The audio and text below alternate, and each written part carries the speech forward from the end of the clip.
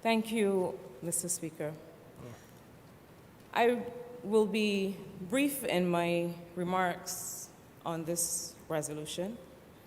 I find that the purpose, the intent, the objectives of the resolution, the vesting of these lands in a special purpose vehicle of which the government of Barbados would have 25% ownership and the University of the West Indies 75%.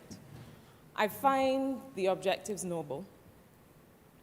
I find that there can hardly be any dispute that this is an honorable endeavor. I must confess that the specifics of the endeavor, or even the broad framework of the endeavor, I do think we would have benefited from hearing a bit more about. That is not to suggest that I do not trust implicitly the goals and the community spiritedness and the drive for growth of the University of the West Indies. I absolutely do. And I think that our University of the West Indies in this country and in this region has been one of the institutions and continues to be one of the institutions that show the unique Caribbean quality and spirit of innovation and of integration with its community. And I see that the university is always striving to integrate more with the community to be able to bring solutions and bring ideas, and for that we are grateful. So I think this partnership is an important one. I think the potential in this activity is there. I hope to hear more and to see more about what is contemplated under the special purpose vehicle, especially since the government will retain a stake, and to the extent that you are a shareholder in a venture, you take on the assets along with the liabilities. And so I think we have to make sure that we bring some transparency to whatever that endeavor will be. The honourable member who led this resolution made reference to the issue of investment, the issue of leveraging the particular skills and knowledge of the entity that will be responsible for the management of this property. But I want to go beyond that, sir, to say that what is being contemplated here by vesting this property in a special purpose vehicle, by seeking to manage it as a key asset of the government of Barbados, needs to be done with every single asset of this country. Because what happens in cases like this, the people of Barbados are asked to agree to a resolution or to a vesting or to some activity that is being applied to some asset of theirs, because it is their asset as taxpayers. It is all of us as taxpayers. We are responsible for these assets. They're ours as they belong to the state. And so from time to time, we come to this honorable place and we ask, through you, sir, for agreement on matters such as this. We, the country, must believe and trust that whatever is contemplated for this particular property is the best possible use of that asset or of that resource. Sir, for some time we have talked about the issue of a sovereign wealth fund for the country. And for some time we have talked about, and the Honourable Member for St. George South made reference to having a register of the assets under his ministry, which I think is useful.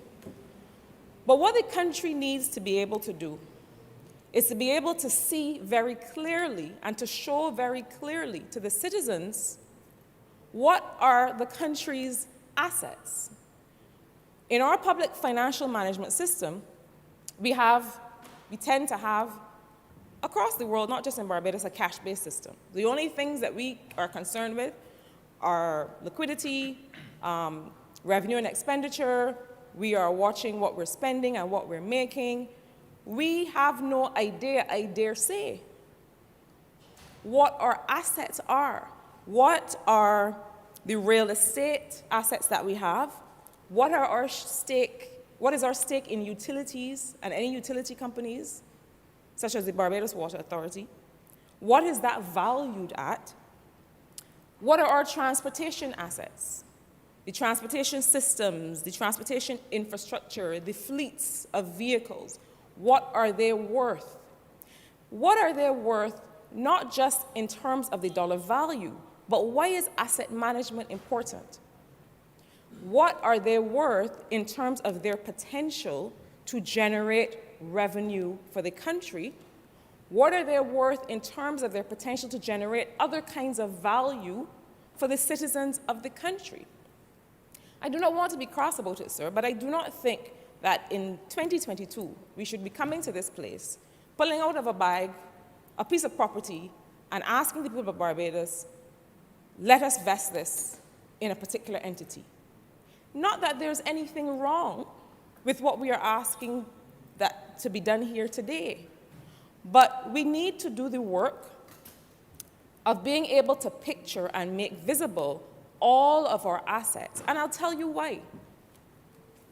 We have a lot of conversation about the issue of debt and the sustainability of that debt. And every time we take on a loan, and I would know well, sir, because in my last dispensation, I was leading that charge and had to shoulder a lot of the conversation and narrative around this issue of debt accumulation. And so everybody's concerned about debt accumulation. International financial institutions also look at your debt accumulation as a liability. But who is looking at the fact that as you're accumulating that debt, presumably you are also accumulating assets from that debt? I'll say what I mean. When we take on a loan to buy electric buses or to build a sewage treatment plant, that loan, that debt, that liability on one side is generating those assets on the other side. Nobody is asking the question when all the international financial institutions come here to cross-examine us about our levels of debt. Nobody's looking on the other side to see what is that debt giving us. What are those assets that we're accumulating? My point, sir, is that we need to move to the place where we go beyond having a vague idea about what the government owns and looking at how these assets, if they are properly managed, properly maintained, and put to good use, can create revenue in a planned and predictable way, can create income earning and investment opportunities in a planned and predictable way for the people of Barbados and our future generations. This is a question of intergenerational social justice, sir.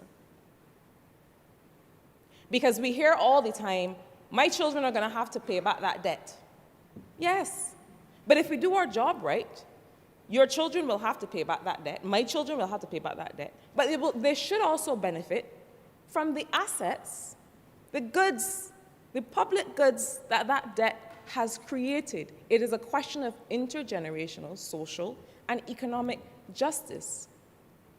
And I think that for too long, we have spoken about this issue of a sovereign wealth fund. And a sovereign wealth fund, just so I am sure that I am being understood and I'm making myself clear, usually looks at managing and reinvesting reserve assets, reserve liquidity.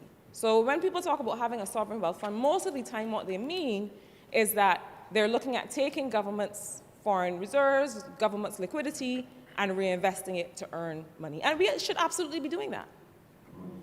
We should not find ourselves on this 26th day of April 2022 without that entity.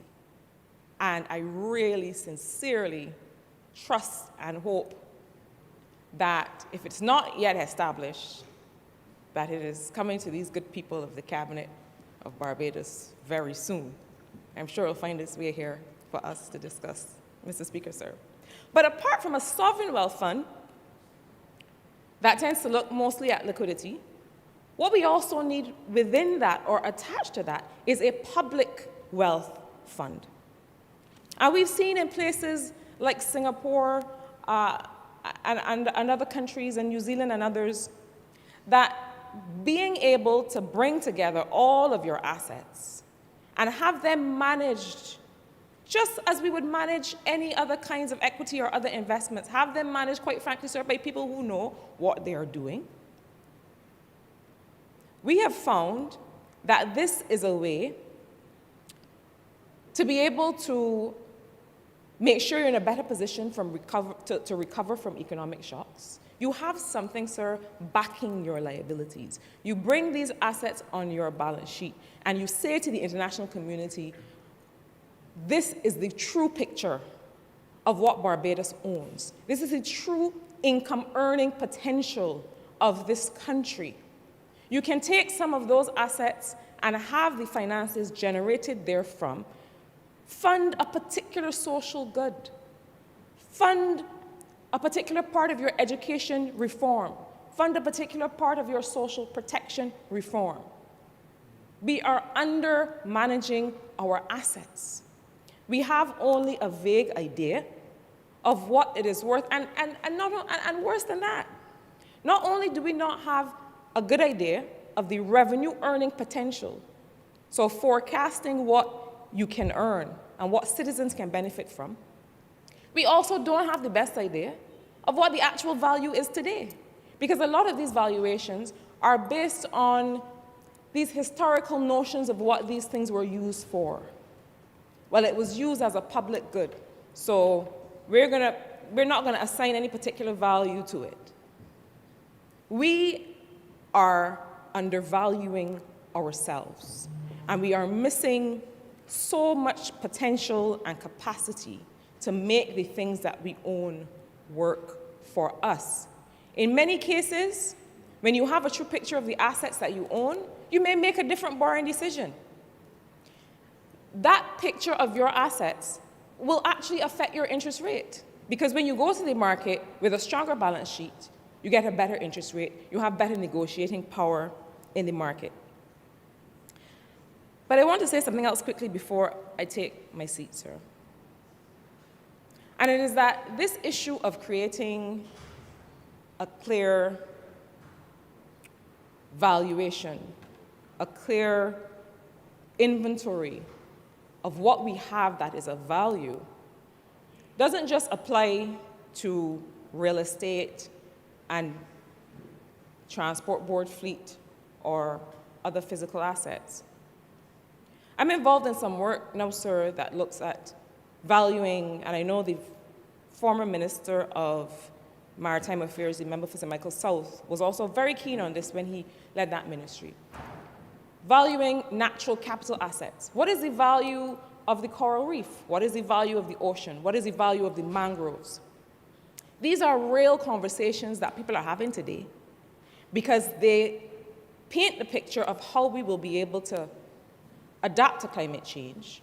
What is our negotiating power in that climate market that we can go to countries who are polluters and say, listen, this is the value of what we have that you are destroying, and you need to be held to account for that.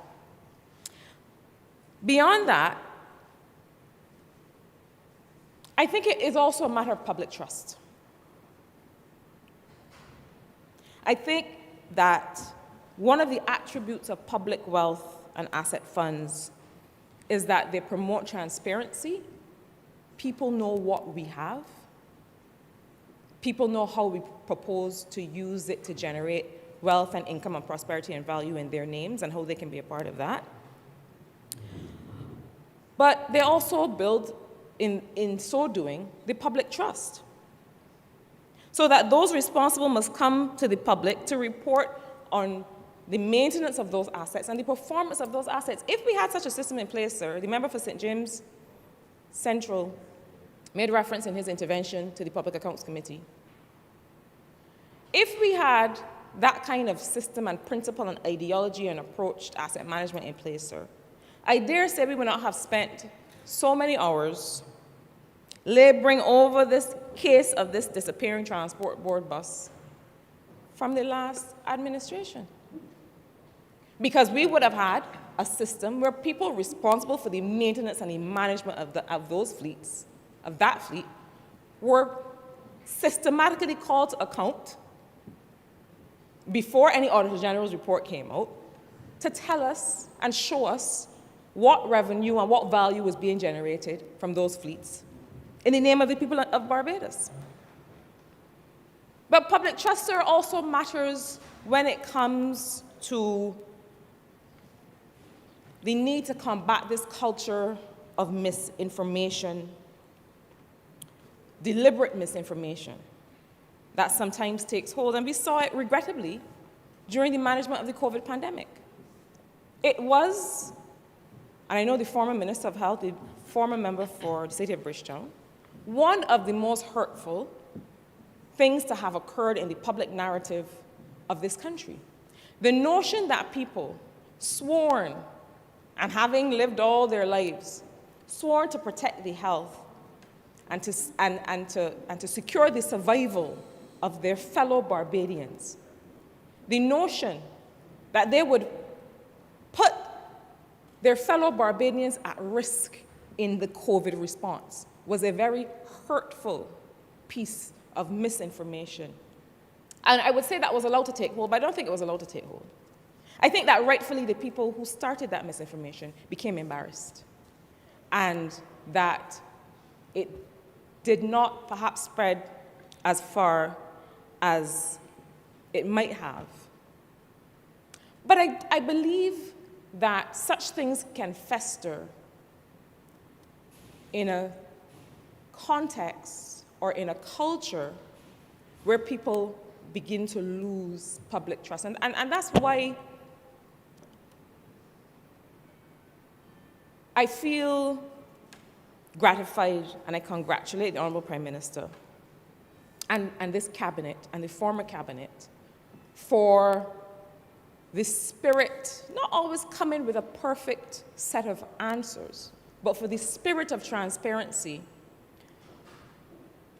that obtained during the last administration and that I believe will continue. That trust is important. I think that has to be applied to more things than COVID.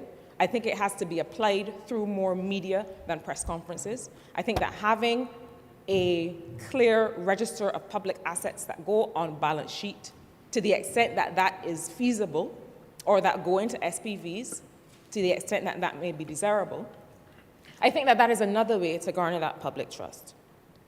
But I do think that such approaches to governance do contribute to the kind of trust that would have meant that those people who contributed to this notion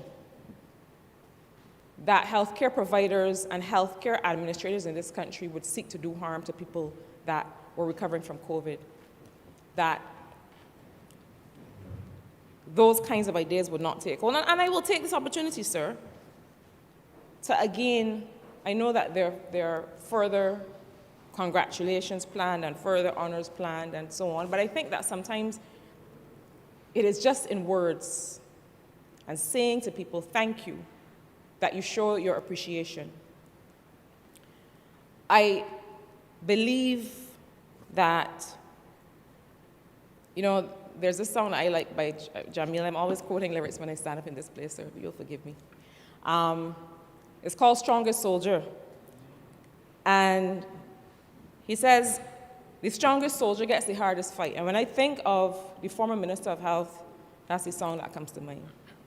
Because he has proven himself in more ways than one, both literally and figuratively, to have been among one of the strongest soldiers among us that had a very difficult fight in responding to COVID. And so I take this opportunity again to publicly salute him and to publicly salute the team that was able to stand shoulder to shoulder with him and work with him through that. And some of them will be honored this week. But in particular, the former board of the Queen Elizabeth Hospital,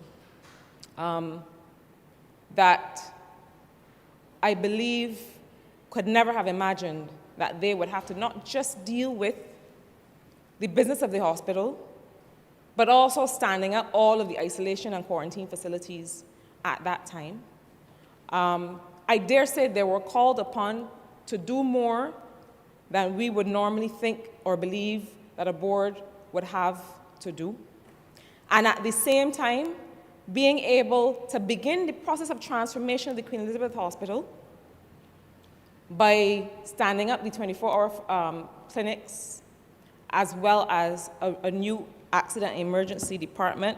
And I hope I am not speaking out of turn, although I have been known to. When I say that, I do believe that because people have moved on, it does not mean that we should not make them a part of the acknowledgement or the way forward. And I do know there was not a formal opening of that expanded accident emergency department, which every day, in fact, had to be dynamic and nimble and switch up how they were treating COVID as they treated other emergencies coming to any department in an expanded environment. I know that it hasn't been officially opened. I don't know if there's any intent to officially open it, but I would not mind, as the Member of Parliament opposite that fine institution, attending a ceremony in which the Honourable former Minister was invited to come back and to formally open up that accident and emergency department alongside his current, the current minister, who is now benefiting from some of the tremendous work that his colleague did in that place.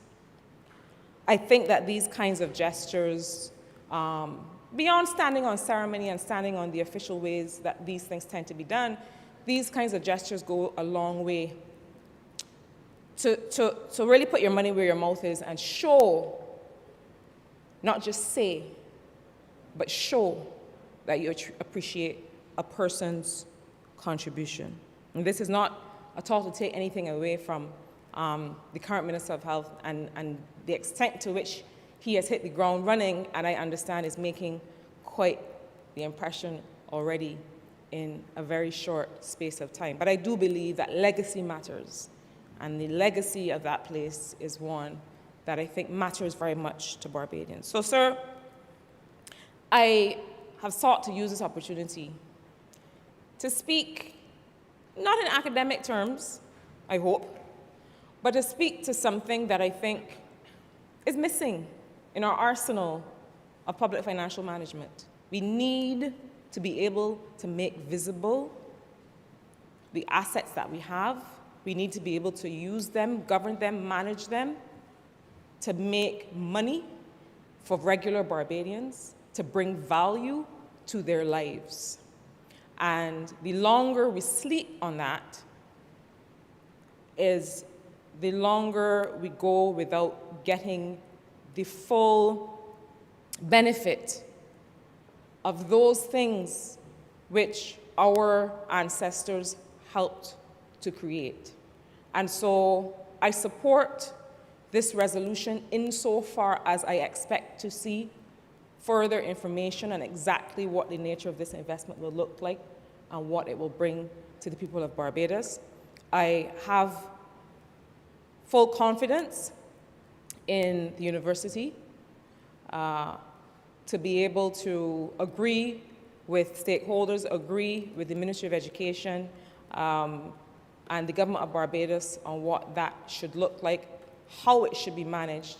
But beyond that, I would like to see this approach brought to all of the assets in this country, that they are valued, that they are put on balance sheet where possible, that they are shown to the people, that they are shown to the international world. This is what Barbados has going for it. We are not simply a high-debt jurisdiction. We are causing those things that we own, those assets that we have, physical and otherwise, to work for us and to work for people. And with those few words, sir, I commend this resolution.